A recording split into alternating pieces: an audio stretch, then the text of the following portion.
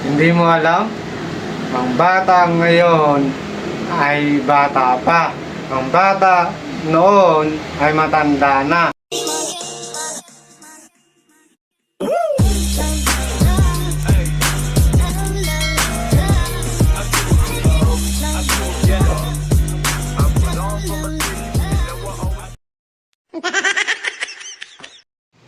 Ay, nako.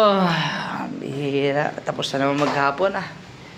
Laging nakasarado ang kwarto nito. Ano kayang ginagawa nito? Uy, uy, uy, uy! Tindi! First time kitang makita ng ganyan, Kuya Otep ah. Kakaiba. Ah, nag-exercise ah. Ang bihira. Kailangan natin mag-exercise. Aba ba? First time sa ilang taon tayo magkasama. Ngayon lang kita nakikitang naggaganyan ah.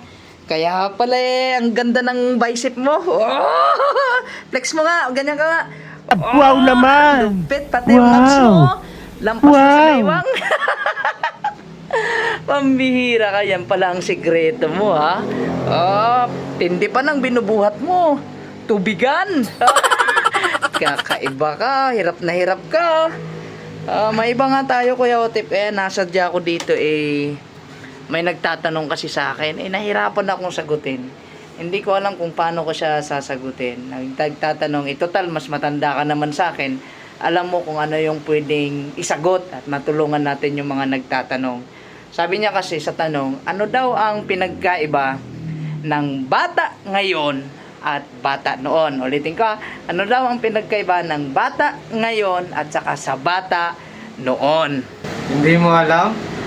Ang bata ngayon ay bata pa. Ang bata noon ay matanda na. Ay, nako!